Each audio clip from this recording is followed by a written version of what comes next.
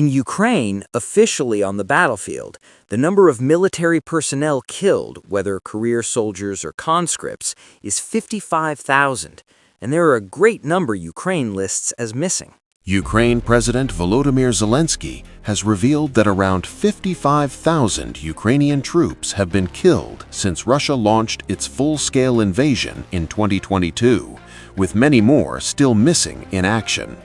As negotiations grind on behind closed doors, the war continues to claim lives on the ground.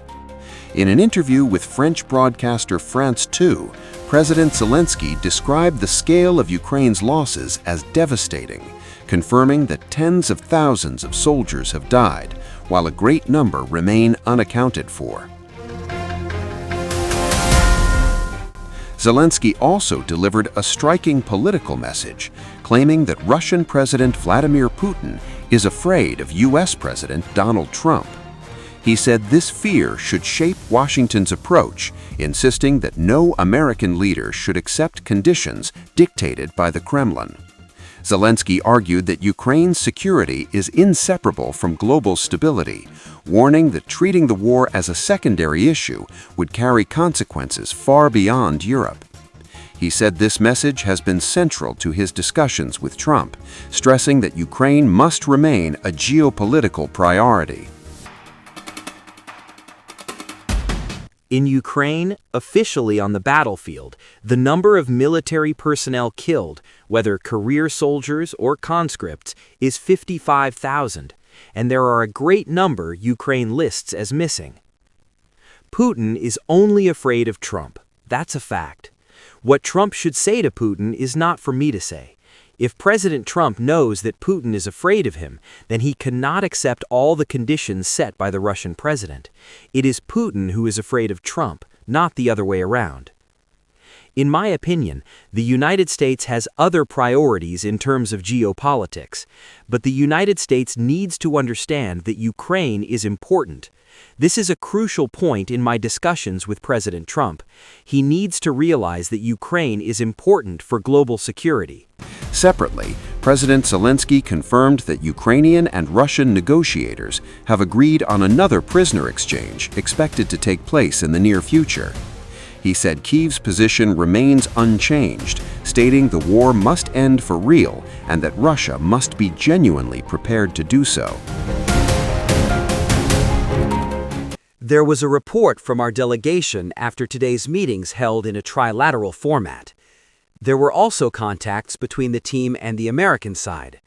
The report was delivered by Rustem Umarov, Kirilo Budanov, and David Arakamia. The guys were in contact. We discussed the interim results of the negotiations for today. They will continue tomorrow. There will also be a significant step. We expect a POW, prisoners of war, exchange in the near future. Captives must be brought home. Overall, Ukraine's position is very clear. The war must be ended for real. Russia must be ready for this. These remarks come as Ukrainian and Russian envoys met in Abu Dhabi for another round of U.S.-brokered talks aimed at ending the nearly 4-year conflict. The delegations were joined by U.S. Special Envoy Steve Witkoff and Donald Trump's son-in-law Jared Kushner, highlighting Washington's direct involvement.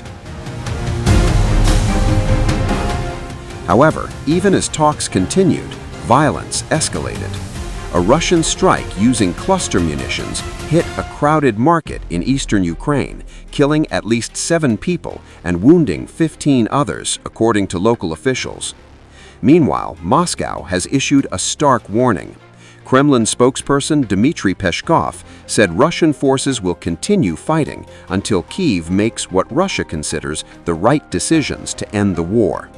Those demands reportedly include Ukraine withdrawing its troops from the heavily fortified Donetsk region, effectively surrendering territory regarded as critical to Ukraine's defenses.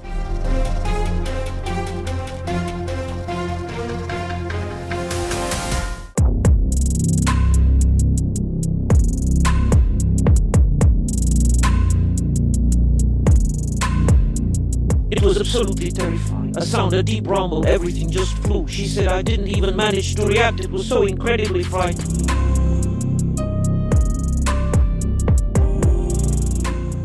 The explosion ripped through a busy market in Druzhkivka, eastern Ukraine, a place where civilians gather every morning. According to Ukrainian officials, Russian shelling struck directly at the market, killing at least 6 people and wounding others in seconds.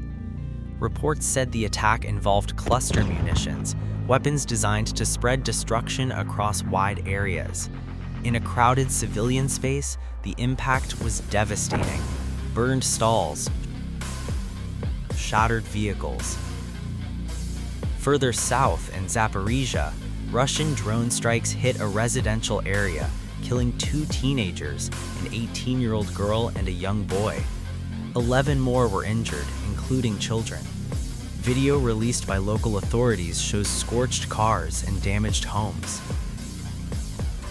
Overnight, strikes also hit the Black Sea port city of Odessa, damaging civilian infrastructure. Emergency services report at least 1 person injured.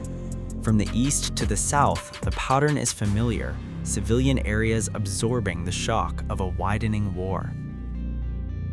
All this comes as diplomatic efforts struggle to gain traction. After a year of attempts, the Trump administration is still searching for a breakthrough, particularly on the most explosive issue: who controls Ukrainian land occupied by Russian forces? First round of talks in Abu Dhabi concluded today, involving trilateral discussions on security issues, but expectations remain low. The gap between battlefield realities and diplomatic language continues to grow. At the Kremlin, spokesman Dmitry Peskov offered few details, saying Moscow would not issue statements on the talks' outcome.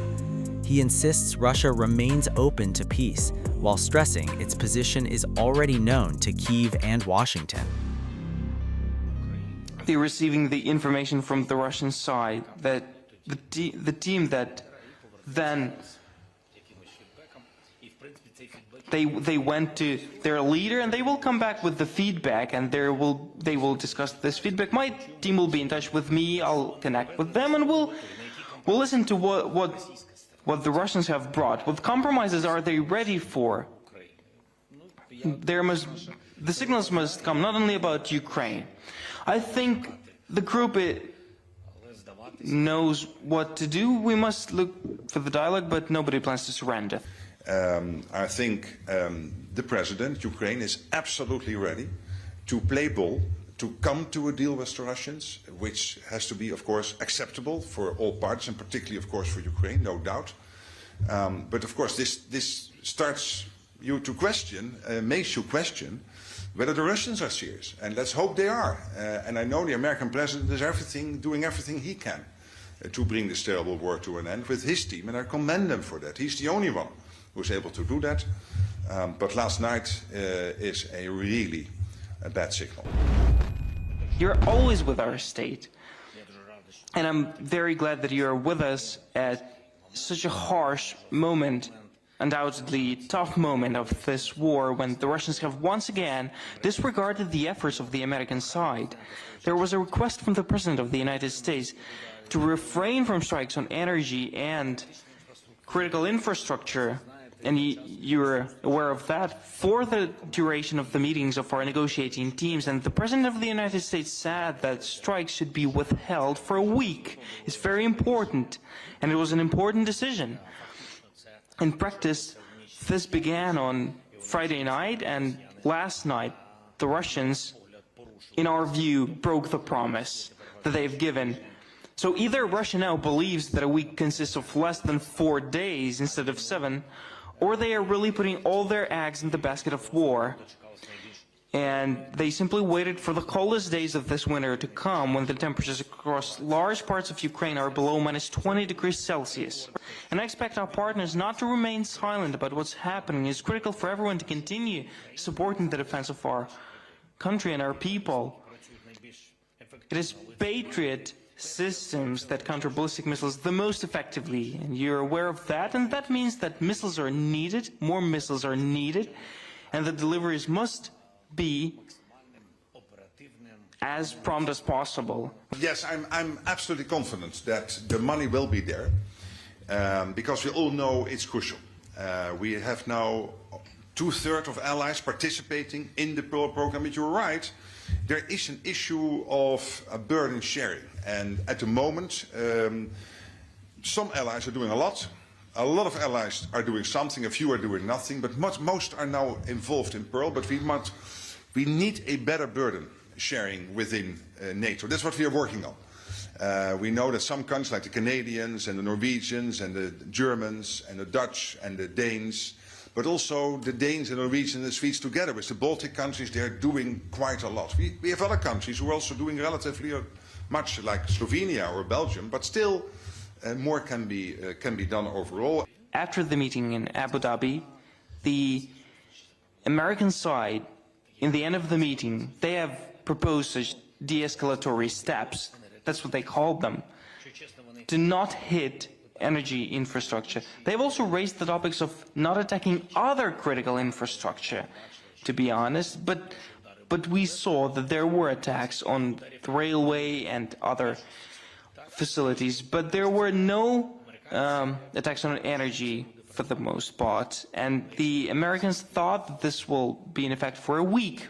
But if you look at such a peculiar thing, today they have attacked us. It was